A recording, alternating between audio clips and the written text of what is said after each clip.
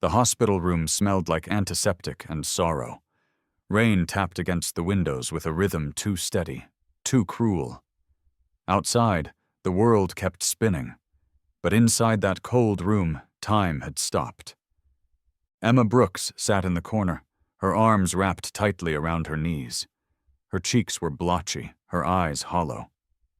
Her parents' car had spun off the road on a rainy Tuesday morning. One moment they were driving home from a dentist appointment. The next, they were gone. No warning, no goodbyes. Just a metallic screech, the smell of burning rubber, and silence. Now she was 19, orphaned, alone. At the funeral, umbrellas bloomed like black flowers across the cemetery. Distant relatives whispered empty condolences and vanished before the dirt had even settled. Emma remembered how the coffins looked too small, too final, how people hugged her like they were afraid her grief might stain them. She didn't cry, not at the funeral, not when they sealed the graves. She just stood there, watching the wind toss the hem of her dress, feeling nothing, feeling everything. After the service, the lawyer explained things in a voice as flat as the legal documents he shuffled. No living siblings, no trust, no college fund. There are outstanding debts, unpaid hospital bills. The house will be sold. Emma stared at him. And me? You'll be placed with your next of kin, Walter and Helen Dawson, her aunt and uncle. People she hadn't seen since she was 10. They've agreed to take you in, he'd said, like she was an old couch being hauled off to storage. The Dawson estate sat on a hill, all glass and stone and silence. The hedges were trimmed to perfection. The iron gates groaned when they opened. It looked like a magazine cover, polished, pristine. But Emma knew right away. This was not a home. It was a cage wrapped in ribbon. Helen greeted her with a tight smile that never reached her eyes. You'll have your own room, she said. You're expected to follow the rules and pull your weight. Walter didn't even speak. They didn't ask how she was, didn't mention her parents, didn't offer comfort, only conditions. Her room was large but cold. Antique furniture, heavy curtains, no warmth, no familiarity. Her suitcase sat untouched for days. She lived out of it, too afraid to open drawers that weren't hers. The days blurred. Helen gave orders like a general. Walter disappeared behind closed doors. Emma cleaned, folded, organized, cooked. Her grief wasn't comforted. It was dismissed. You're lucky we took you in, Helen said once. Emma believed her. At night, she lay awake, clutching a faded photo of her parents, smiling, young, holding her as a toddler in the sunlight.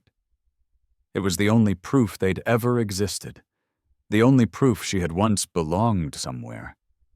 I miss you, she whispered into the dark. I don't know how to do this alone. But the walls never answered. She wasn't allowed to go back to school. Helen said it was unnecessary. You'll be married soon enough, she said one afternoon while folding linen. Emma blinked. Excuse me? Helen didn't explain, just handed her more towels. The words sat in Emma's chest like stones.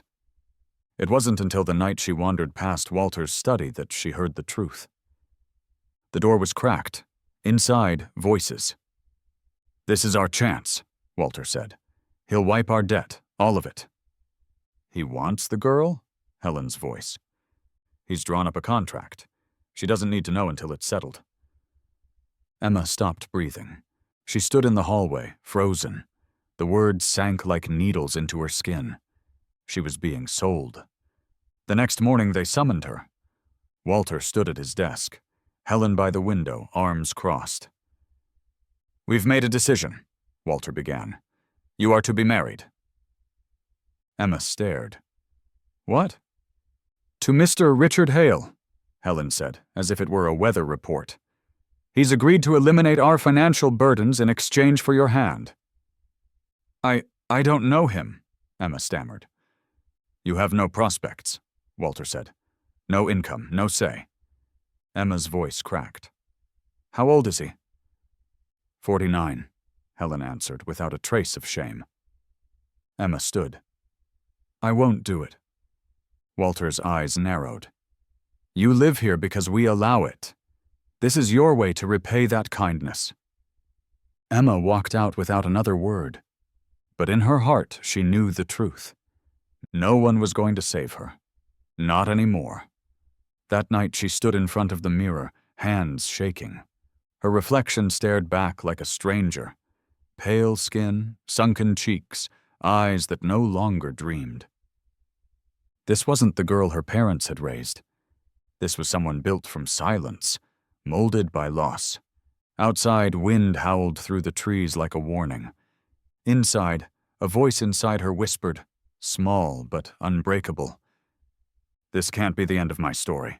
Emma didn't sleep the night after the announcement. Her mind spun with questions, but there were no answers. Only one truth. She was being exchanged, like currency, for someone else's freedom. When morning light crept through the curtains, she was already awake, staring at the ceiling, her body numb. The house outside her room was quiet, but it felt like it was holding its breath, waiting for her surrender. 2 days later, Helen handed her a navy blue folder tied with a satin ribbon. These are the legal documents, she said with detached efficiency. You'll sign them today? The engagement announcement goes out tomorrow. Emma opened the folder with trembling hands. Inside, contracts, non-disclosure agreements, prenuptial outlines, a list of scheduled dress fittings, and the wedding date, 2 weeks away. She hadn't even seen the man. Not a picture, not a phone call, not a meeting. Only his name, Richard Hale. She knew the name vaguely. A billionaire, CEO of multiple firms, tech, real estate, media. Ruthless. Reclusive. A man who rebuilt broken companies the way others remodeled kitchens, with precision and no emotion. But why would a man like that want her? That night, unable to breathe through the tightness in her chest, Emma did something she'd never done before. She crept down the hallway, past Helen's locked door, and into the office. She opened Helen's laptop. It was wrong. It was dangerous. But her fear pushed her. She typed his name into the search bar. There he was. Tall, sharp suit, dark hair threaded with silver, eyes the color of storm clouds. He looked like power personified, intimidating, unreadable, distant. Every article called him a genius. A man with a mind like steel, a heart like a locked vault. Emma sat back, staring at the screen. This man is going to own my future. The day of their meeting arrived like a storm. Helen dressed her in a cream-colored dress with long sleeves and a high neckline. You're not dressing to seduce, she said coldly. You're dressing to behave. Her hair was pulled into a tight bun, her shoes pinched, her throat burned. They met at a luxury hotel lounge, all marble, velvet, and jazz music drifting like perfume. Emma sat between Helen and Walter, a prop between two proud auctioneers. And then he arrived? Richard Hale. He was even more commanding in person. Broad-shouldered, effortlessly poised, his tailored navy suit hinting at wealth, but his expression guarded. When his eyes landed on her, they didn't scan her like property. They paused, like a question. Walter stood. Mr. Hale, may I introduce Emma Brooks, your future wife? Emma wanted to vanish. Richard stepped forward. Emma, he said, his voice deep, quiet. It's good to finally meet you. She stood, unsure if her legs would hold. His hand reached for hers. His grip was warm, not crushing, not cold, just steady. They sat. The adults talked first. Contracts, timelines, logistics. Emma sat silent, nodding when expected. She didn't dare meet Richard's eyes again, but she could feel his gaze drifting back to her. Not possessive. Curious. After a while, Helen stood. Perhaps Emma and Mr. Hale would like a moment alone, to become acquainted. And then they were gone. Emma sat stiffly. Her heart thundered. Her hands trembled in her lap. Richard leaned back slightly, his posture relaxed, but his gaze sharp. "You're scared," he said gently. "That's not a judgment, it's just the truth." She said nothing. "I don't blame you," he continued. "This arrangement, it wasn't your choice." She swallowed. "Then why agree to it?" He paused. "Because I don't believe in accidents." Her brow furrowed. "What does that mean?" "I wasn't looking for a wife," he said. "But when your uncle came to me, something made me say yes, not for the reasons they think." She waited. "You reminded me of someone," he added softly. "Someone I failed." Emma stared at him, unsure what to make of that. Richard exhaled, stood, and offered his hand again. "Come, let me walk you out." She took it. The week before the wedding passed like a surreal dream. A wedding dress arrived, ivory lace, delicate embroidery. No say from her. Florists came. A ring appeared in a velvet box. Everyone acted like this was something beautiful, something romantic. But Emma knew better. She was the bride without a voice. The night before the ceremony, she stood in the garden of the Dorson estate. The moon bathed the hedges in silver. Her breath clouded in the cold air. She whispered, "Please, if you're still with me, give me a sign." A breeze stirred. And then a thought came, not from outside, but from within. "You are stronger than you know." She closed her eyes. And for the first time in weeks, she let herself believe it might be true. The wedding was a blur of expensive fabric, whispered names, and eyes that didn't really see her. The private chapel was grand but cold, a place built for business deals disguised as blessings. Emma wore a gown that shimmered like snow. Her veil floated behind her like a ghost of the life she might have had. Walter stood beside her as she walked down the aisle, his posture proud, as if this were a triumph. At the altar, Richard waited. He looked the same, calm, unreadable, precise. But his eyes met hers as she approached, and something shifted in his gaze.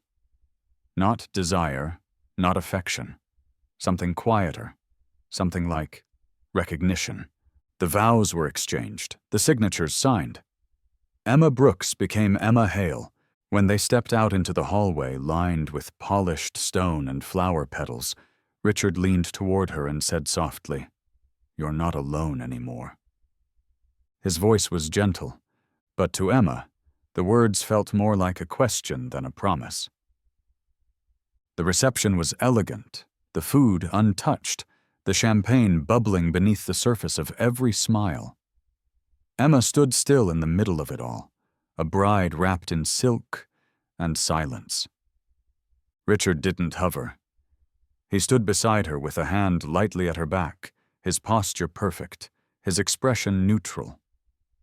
He said very little. She wondered, would he expect to take her tonight? Would he demand what was now legally his? The fear crept in again, not of violence, but of invisibility, of being claimed like furniture. She excused herself quietly during dessert. No one noticed. The corridor was long, dim, the windows overlooking the manicured gardens now bathed in moonlight. She leaned against the glass and tried to remember what breathing felt like. Then a voice behind her. "Emma." She turned. Richard stood in the hallway, hands at his sides. No tuxedo jacket now, just a white shirt, sleeves rolled. His voice was softer than she'd ever heard. "You disappeared." She nodded quickly. "I needed a moment." He stepped closer, but not too close. "I imagine this day has been overwhelming." She didn't answer. Then, after a beat, he said, "I'm not going to hurt you."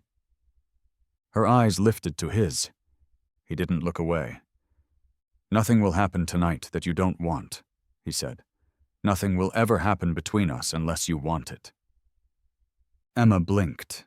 He continued, voice steady. "I didn't marry you to possess you. I gave your uncle what he wanted. But I did it because, I don't know, something about you felt important. Real." She didn't speak. Her throat was too tight. "Let me take you home," he said quietly. The ride to his mansion was silent, lit only by the low hum of passing streetlights. The car smelled of leather and something subtle, like cedar wood and winter air. Richard kept his distance in the seat beside her. When they arrived, the estate loomed like a fortress. Glass, stone, sharp lines softened by moonlight. Inside, the house was grand but not cold. High ceilings, warm light, art, and wood. It didn't feel like a place of cruelty. "This is your home now," Richard said. "Your room is upstairs, third door on the left. Everything should be comfortable." Emma turned to him. "And you?" "I'll be in the study for a while." Then, with a gentleness that disarmed her, he added, "You're safe here, Emma, I swear." And he left her standing there. Her bedroom was breathtaking. Soft light, a canopy bed dressed in cream and gold, a small bookshelf in the corner, fresh lilies in a vase.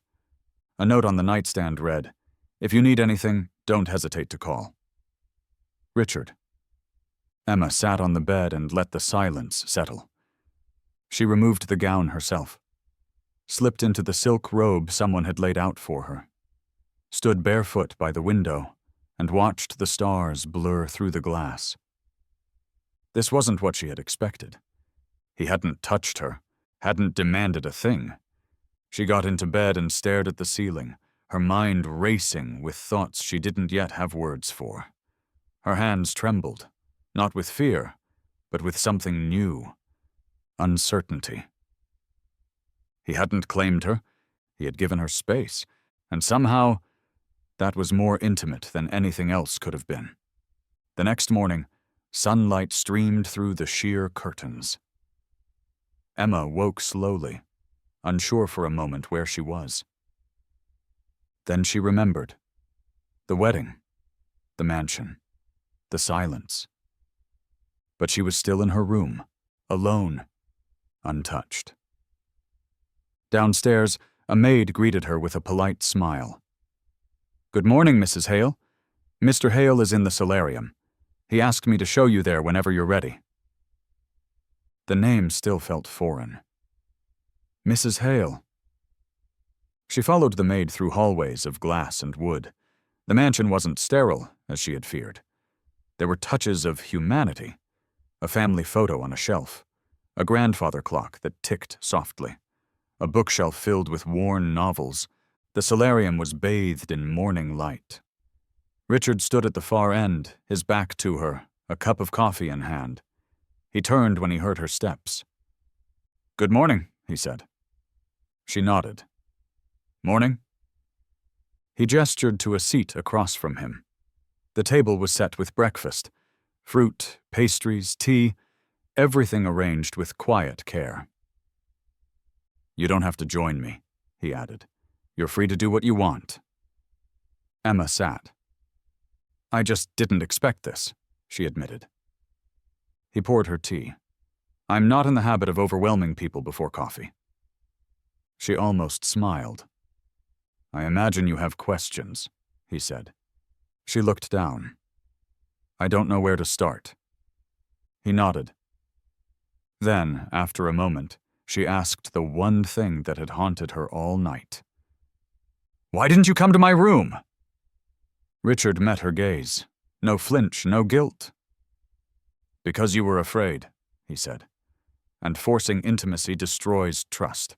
I told you this marriage would happen on your terms. I meant it." The words landed in her chest like a breath she hadn't known she was holding. No one had ever offered her control before. Not like this. Not with gentleness. And that terrified her more than anything. Days melted into one another like slow candle wax. No expectations, no commands, just space. Emma woke each morning in a bed that smelled of lavender and warmth. She wandered the mansion alone sometimes, along book-lined corridors, past sunlit windows, through a music room that had not been touched in years. Richard never followed, never questioned her movements, but somehow he was always present. Fresh lilies were placed in the solarium every morning, her favorite. A teacup appeared in the library exactly how she liked it, strong with honey, no lemon, small things, unspoken things. And then there was the piano. She found it one afternoon in the West Wing, polished, waiting. She sat down. Her fingers hesitated above the keys, unsure. Then a single note. Then another. And then her mother's lullaby, soft, trembling. She didn't realize Richard was listening until she finished. He stood in the doorway, silent, hands in his pockets. "I didn't mean to interrupt," she whispered, startled. "You didn't." He didn't come closer, just watched her like someone watching a bird that might fly away. "You play beautifully," he said. Emma looked down at her hands. "I used to. My mother taught me." "Do you miss her every day?" he asked. She nodded. "Some days it's louder than others, but it never stops." He walked to the window and stared out. "That's how you know it was real." His words lingered in the air like perfume. That night she joined him in the study. He was reading by the fire, a book in one hand, the room wrapped in gold and shadow. He looked up when she entered, but didn't speak. Emma sat across from him. They didn't need to talk. There was a comfort in the quiet. After a while, he asked gently, "Why don't you play more often?" Emma traced the rim of her teacup. "It makes me feel close to my parents." "That's not a reason to avoid it." "No," she agreed. "It's a reason I treasure it.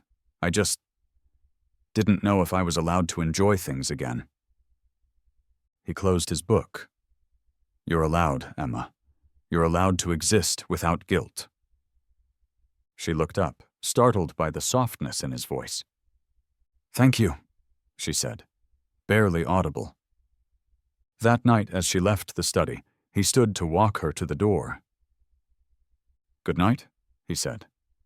She turned at the threshold. "Good night, Richard." For the first time, she said his name without fear. They began falling into rhythm. Breakfast together when she felt like it. Solarium tea. Shared pages in the evening, both reading by firelight. She started asking questions about his past. Slowly. He answered with care. He told her about his younger brother, the car accident, the guilt that never left him. "I was supposed to pick him up that day," he said, "but a meeting ran late. I told him to drive himself." Emma's heart ached. "You couldn't have known." Grief doesn't listen to reason. She didn't offer cliches, just sat there, present, real. "I understand," she whispered. "I lost both of mine without warning. The world kept moving like they didn't matter, but they did." Their eyes met, and something softened. Not just understanding, recognition. Autumn began to whisper through the windows. Leaves turned amber.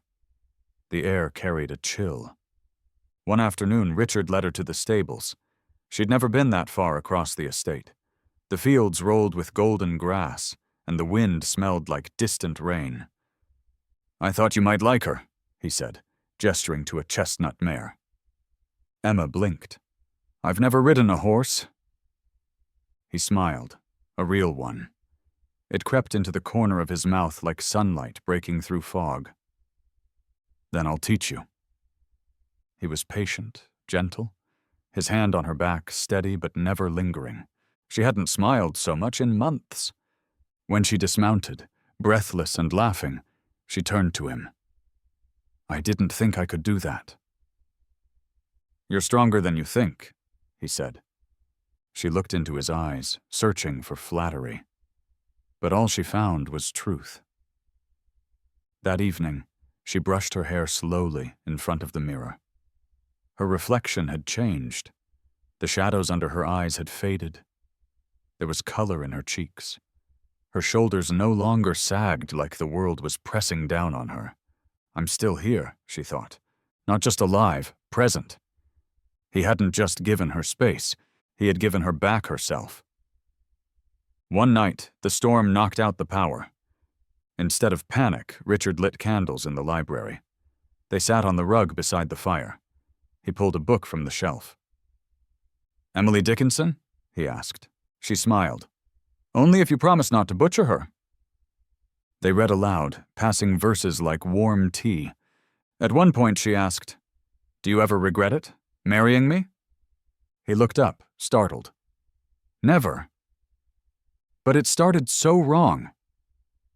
Sometimes the wrong path leads to the right place.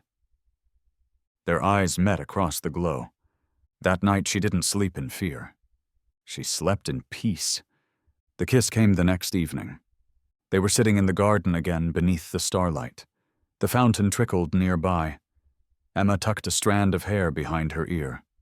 Richard's eyes followed the motion, but he didn't move. He never moved first. And somehow that gave her courage. "I'm not afraid of you anymore," she whispered. He inhaled. "I'm glad. I think I'm afraid of how much I want this to be real." His gaze didn't waver. "Then let's make it real, on your terms, at your pace." She leaned in, slowly, gently. Her fingers touched his jaw, and their lips met. It wasn't passionate, it wasn't desperate, and it was honest, like two quiet souls saying, "I see you." When they pulled apart, their foreheads rested together. He whispered, "Are you all right?" She nodded. "More than I've been in a long time." They walked back to the house, hands brushing but not yet clasped. At her bedroom door, they paused. "This wasn't how either of us imagined it," she said. He smiled. "No, but maybe it was how it needed to be." She opened the door, then turned back. "Good night, Richard." He lifted her hand, pressed a kiss to her knuckles, reverent, tender. "Good night, Emma." When the door closed behind her, her heart was pounding, not from fear, but from the impossible, undeniable truth. She was starting to fall in love with the man she had once been forced to marry. And for the first time, she didn't want to stop. Winter melted into early spring, slow and shy. The grounds of the estate came alive with color, crocuses pushing through the thawed soil, the lake beginning to shimmer again under the morning sun. And Emma? Emma was blooming too. The days passed not in quiet dread, but in gentle certainty. She and Richard fell into a new rhythm, one not born from obligation, but choice. They walked in the garden at dusk, cooked together on Sundays. She introduced him to bad pop songs. He read her ancient poetry with surprising passion. He still never pushed, never assumed. His love was steady, like sunrise, never rushed, always there. Then one morning she woke, feeling dizzy. Then again the next day. It wasn't until she stood up too quickly and nearly fainted that the housekeeper looked at her with knowing eyes. "Perhaps it's time for a test?" Emma blinked. What kind of test? A few hours later, Emma sat in the bathroom staring at a tiny white stick. 2 pink lines. Her breath caught. The room tilted. She was pregnant. Richard found her sitting by the window in the solarium. The test in her hand, her face pale. He didn't speak. He knelt, held her hand. "I didn't know how to tell you," she whispered. "I didn't even know how to feel." His eyes searched hers. "Do you want this?" "I don't know," she said honestly. "I'm terrified." He kissed her knuckles. "Then we'll be terrified together," Her eyes filled. "You're not angry?" "Emma," he said, voice low and sure. "You are my choice. This child, our child, is not a mistake. It's part of this life we're building." "But it started so—" "It started how it did," he interrupted gently. "But that's not who we are now." She let herself fall into his arms. And for the first time in a long time, the future didn't feel like something stolen.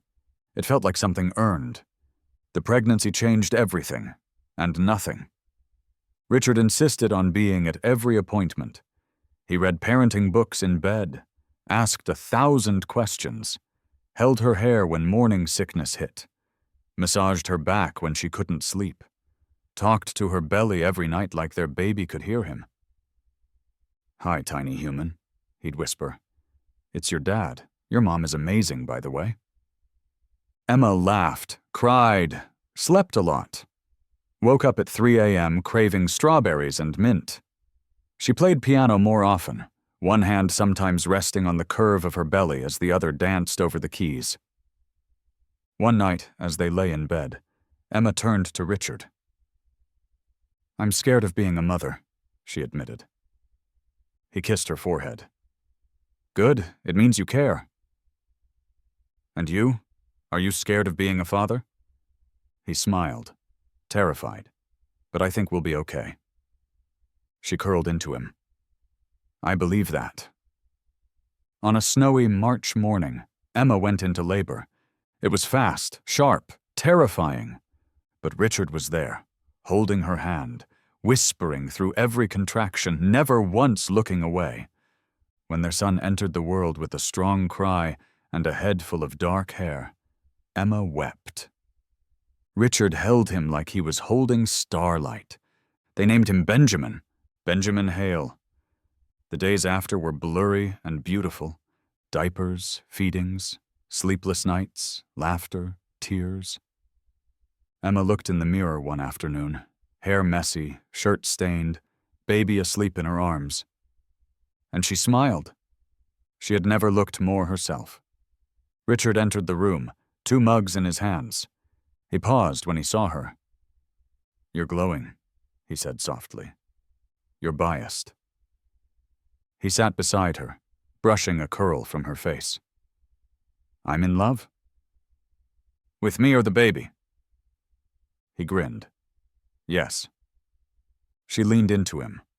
The house that had once felt like a museum was now filled with life.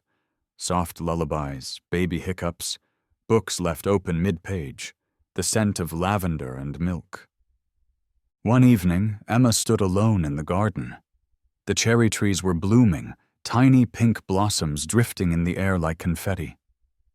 She remembered standing here months ago, just after the wedding, whispering to the stars, "Please, give me a sign." Now the sign slept upstairs. Now love stood beside her, hand gently brushing hers. Richard joined her, wrapping his arm around her shoulder. "Do you ever think about the beginning?" she asked. "All the time." "Do you regret it?" He turned to face her fully. "Only that I didn't meet you sooner." She looked up at him. "I'm not that scared girl anymore." "No," he said. "You're a woman, a mother, a survivor." She leaned into him. "I'm whole." They walked back toward the house, the place that had become their home not because of its size, but because of what they had built inside it. Not perfection, but presence. Not fairy tale love, but earned love. Messy, human, real.